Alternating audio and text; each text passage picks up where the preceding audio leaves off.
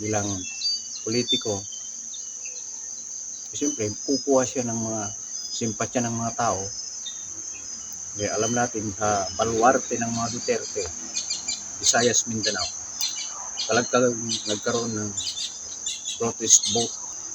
Pero malakas ang mga Duterte talaga. Kasi may mga political analyst, alam nila yan. May ginagawang hakbang ang administrasyon. Nagbukas sila ng pinto para sa mga ibang partido na gustong sumanib sa kanila. Matapos ang breakup ng unity tandem na BBM-Sara, ginamit ni Pangulong Bongbong Marcos ang katulad na linya at sinabing sa gobyernong tapat kasama ang lahat. Bukas rin daw siya sa kooperasyon sa iba't ibang partido ngayong tapos na ang midterm polls.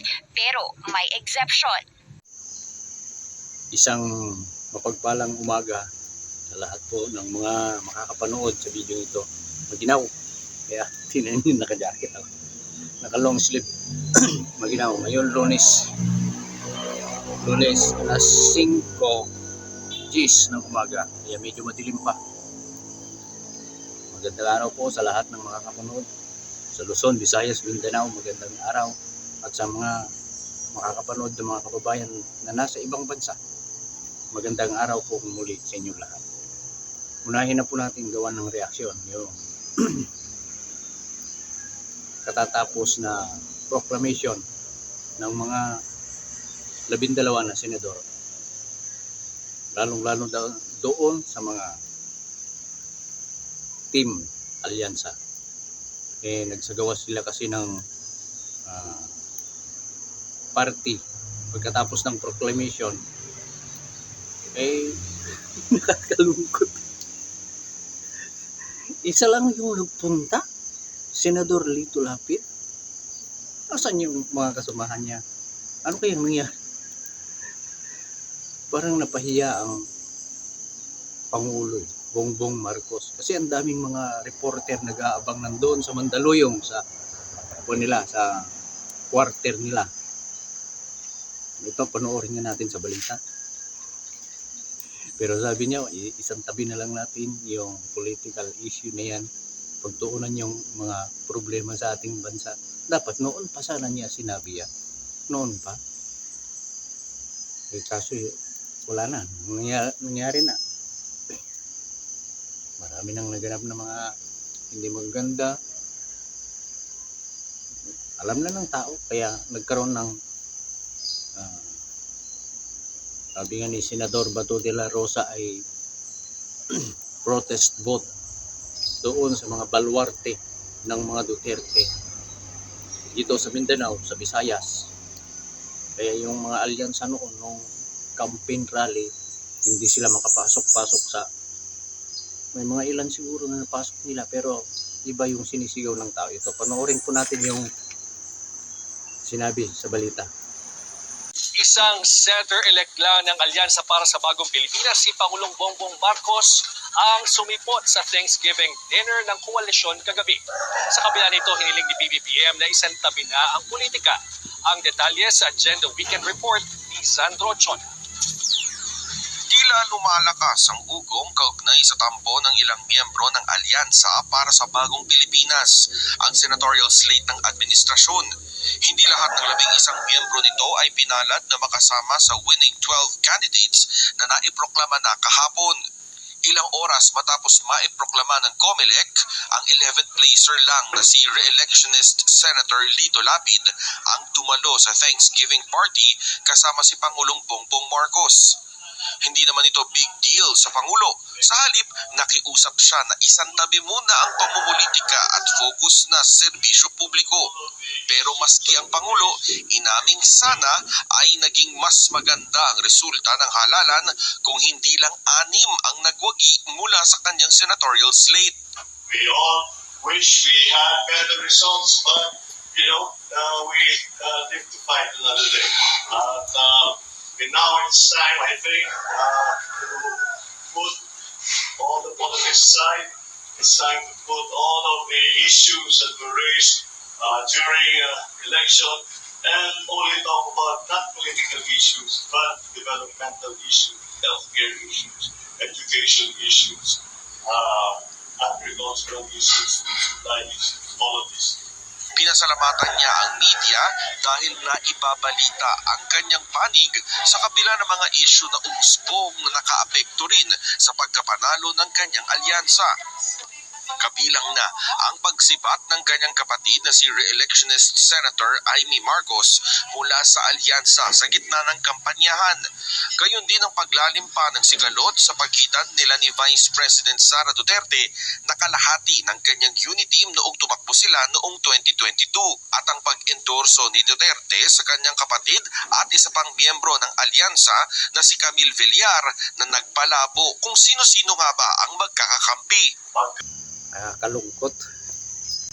Para bagang itinakwil na ng mga katim nila yung alyansa. Ito para analyze ko lang yun pero wag naman sana.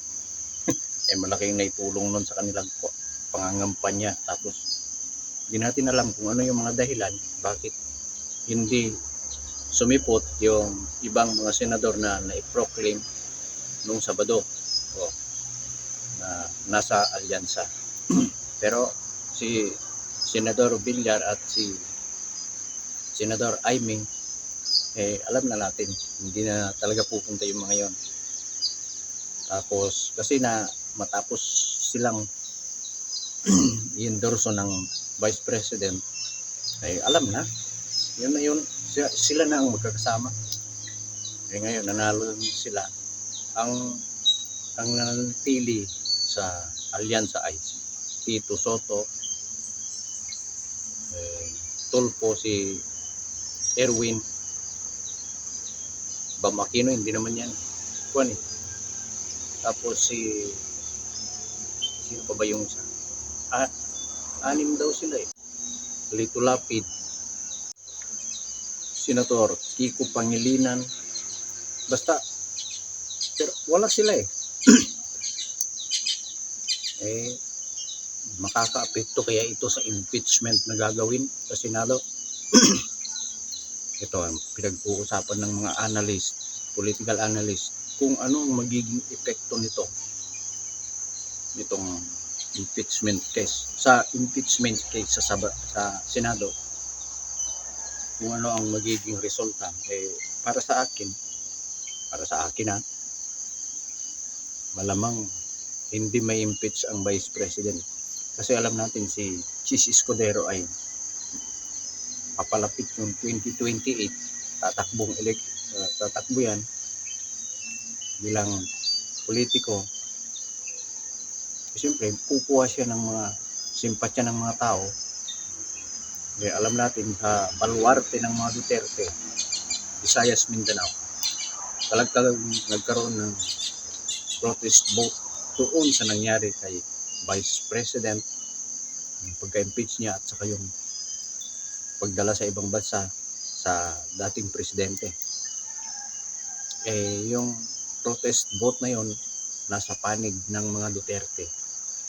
Yun ang sa aking analyze lang. Titimbangin ni Chis Escudero yan. Maging yung ibang mga politiko, mga senador, Senador Robin Padilla, sa kanya, Duterte. Yung mga nanalo ngayon,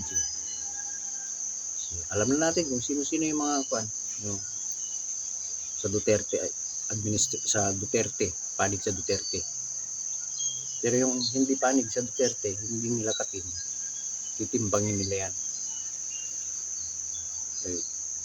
Matalino ang mga tao ngayon. Pagdating ng eleksyon, alamin nila kung sino-sino yung mga mag-i-impeach sa Tala, balikan po natin sina Dr. Froilan Calinong ng USC Political Science and Grad School Faculty at si Ginoong Eric Daniel de Torres ng UE Department of Political Science. Yung pinag-usapan natin kanina, galing tayo dun sa mga artista na parang yun yung tinatanong natin kanila. Pero after that, diniscuss po natin yung impeachment. Pwede na ba natin puntahan yung impeachment? Kasi diniscuss na yan ni Edson, pinakita niya sa atin yung mga possible make-up ng Senate pagpasok po nitong mga bagong senador. Ano po yung inyong nakikita kasi hindi naman siya makapagbigay ng analysis. Paano kaya ang tatakbuhin ang make-up nitong ating magiging impeachment Dr. court? Froy. Oo. Well, the way I see it, since we will only have 23 senators now, so very, very important talaga yung ito itong ginagawa natin ngayon. I feel this is very important. Pero sa tingin ko kasi rito, no, yung nilagay dito sa admin block, I think the composition of this may still change. No, I believe Tito Soto and Panfilo Lacson, being seasoned politicians, they will not, sabihin na natin, hindi talaga yan lilinya ng maigi doon sa alyansa. No? Like I said, the alyansa was just a ticket created, for these elections. But then again, it's a different thing kapag nandun na talaga sila sa Senado. So, being seasoned politicians, I think they will, try to toe the line quite well. Same thing with Jesus Escudero. Sa tingin ko, medyo maninimba lang din siya, no? At titingnan din niya kung ano yung magiging dynamics dito sa impeachment. So, the way I see it, ito yung mga nakikita ko na maaring mabago dito sa current composition na ginagawa natin. Eric, sir. Ako, I would like to give emphasis kay SP Cheese Escudero.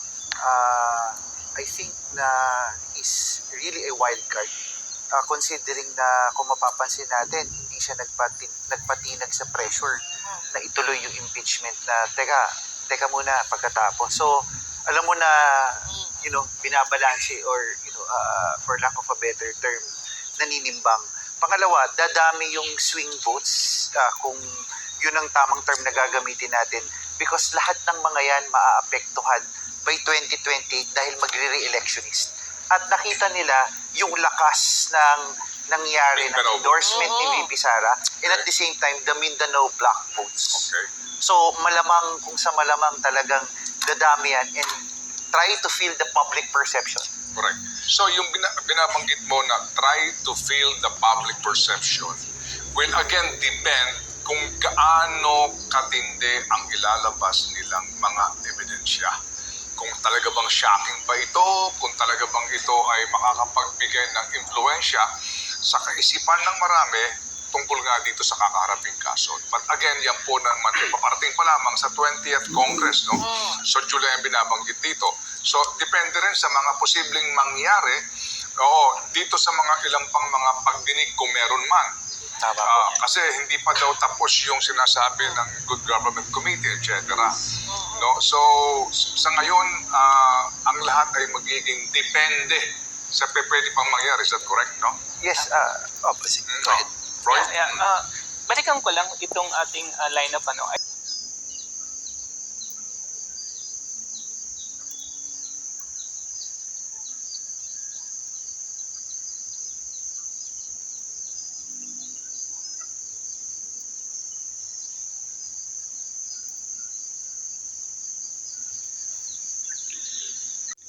Ay nako, sigurado yan, malaking impact yan sa mga botante pagka yung mga senador ay impeach nila ang vice president. At hindi na, kasi kapag na-impeach yan, hindi na siya makakatakbo sa anumang pwesto sa gobyerno, kahit barangay, wala na, hindi na pwede.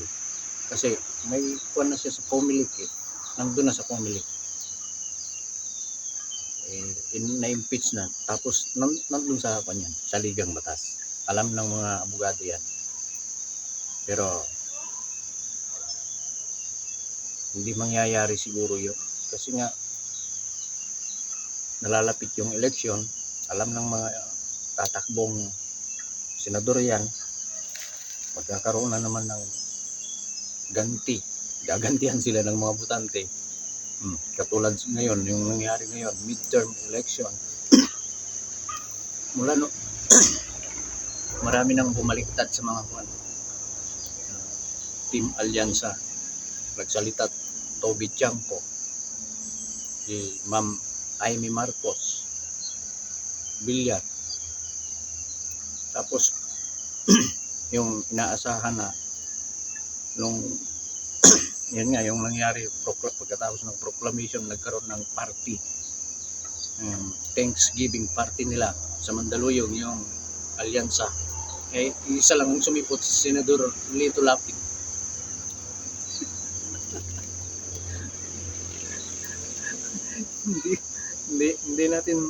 hindi natin alam kung ano yung mga dahilan nila Okay, pero malaking impact yun sa mga hindi natin alam kung ito ipapalabas sa mainstream, sa mga TV. Kasi napanood ko yung debate ng fake news kay Banat Bay. Yung mainstream ay organisado daw. Siyempre, edited. Merong taga-edit, sasabihin, wag mo lang ilabas yan. Ganito yan. Baka mapahiya tayo. sa YouTube, ang daming video na lumalabas na talagang si Senador Lito Lapid lang ang kwan. Dito sa mga content creator, sa mga influencer, madali lang nilang i-edit. Saglit lang, sandali lang, edit agad. Pero yung sa mga TV, kinabukasan pa yun. Napanood na ngayon, kinabukasan pa ulit. Tapos sabi nga ni Banat Bay, nagkamali sa TV. Sa TV yung ipalabas, huwag sa social media. Tatakbo sila sa social media. Sinasabi nilang fake news ang social media. Ba't doon sila tatakbo? Hihingi ng paumanin. Nagkamali kami doon sa TV, ganito. Tapos sasabihin na fake news ang social media. Ay, nako. Ang gulo, ano? Napakagulo. Sino ba talagang nagsasalita ng totoo? Yung nasa mainstream o yung mga influencer, content creator.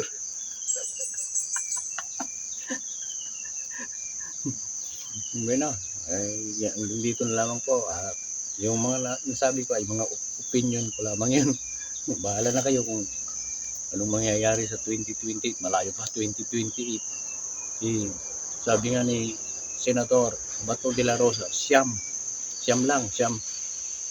ang kailangan nila para sa black vote para doon sa impeachment. Siyam lang ang kailangan nila. Mayroon na si Robin Padilla.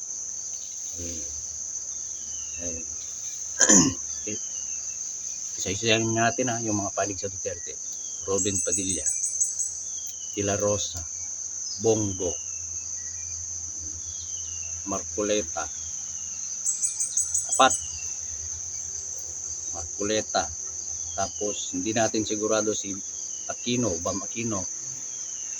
Hindi rin sigurado kung papanig si Escudero doon sa impeachment kasi magtitimbang yun. Ma'am Amy Marcos, 6. Villar, 7. 7. Tapos yung iba, yung senador kasi up 24 sila. By now, we can already say na itong Senado,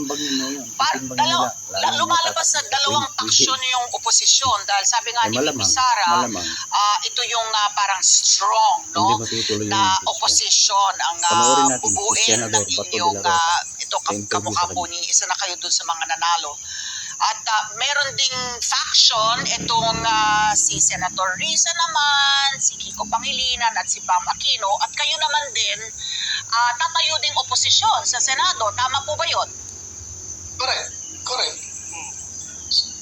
Kayo po ba nakikita nyo magsasanib puwersa kayo with Risa, Kiko, and Bam to form a stronger opposition? I don't know. Lahat naman mapapag-usapan. Tingnan natin kung anong mag-develop pagka once nag-convene na yung 28th Congress. Tingnan natin if mag-align yung aming mga paningin, mga views namin. Mag-align. Okay. Kasi kapag-usapan naman yan. Pero basta kami, we will form a solid block. Yung Senator Bongo, ako, Senator Rodante Marcoleta, Senator Aimee, sasali sa amin si Camille Villar, at plus Robin Padilla, kaming 6 na papasok sa 20th Congress. I hope na we will remain a solid block. Hindi mo binanggit si Alan Peter Cayetano.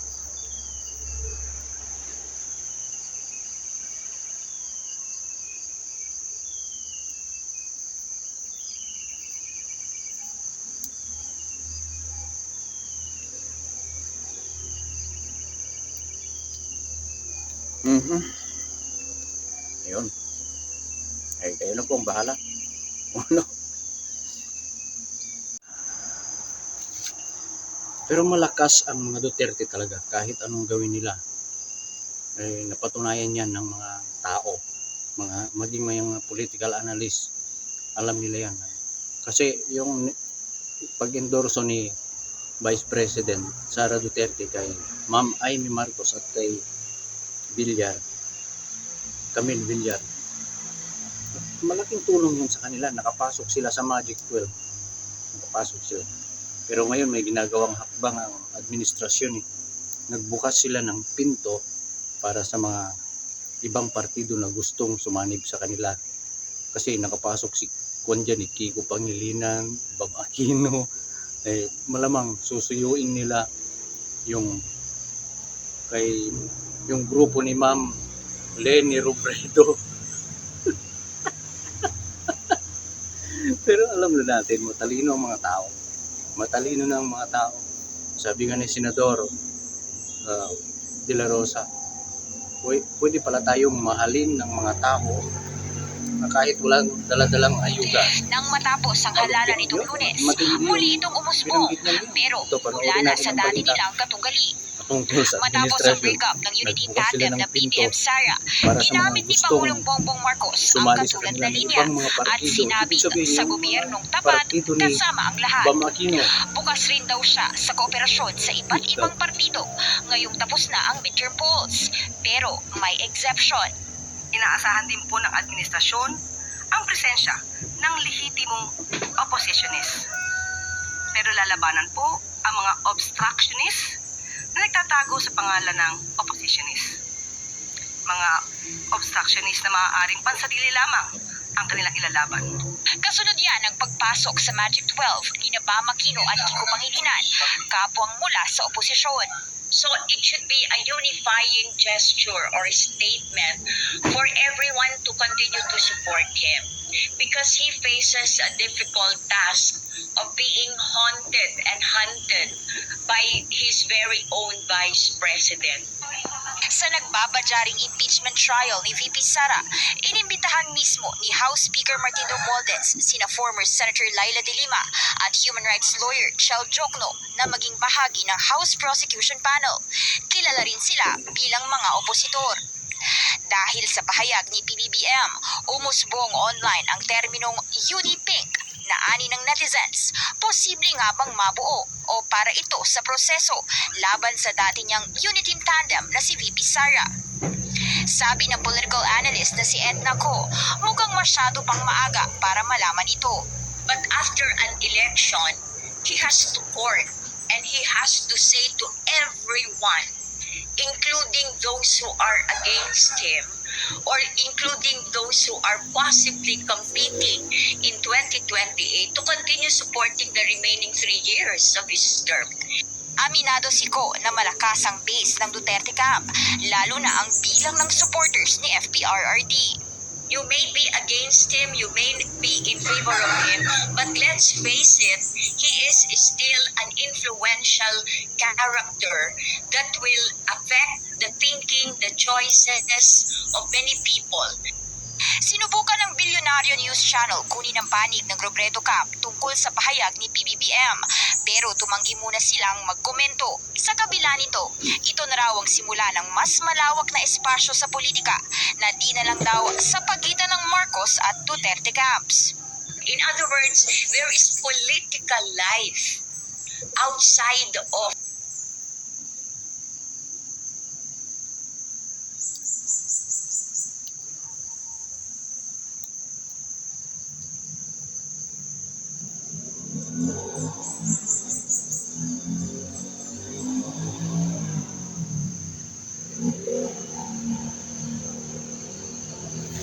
gumagawa sila ng paraan yung administrasyon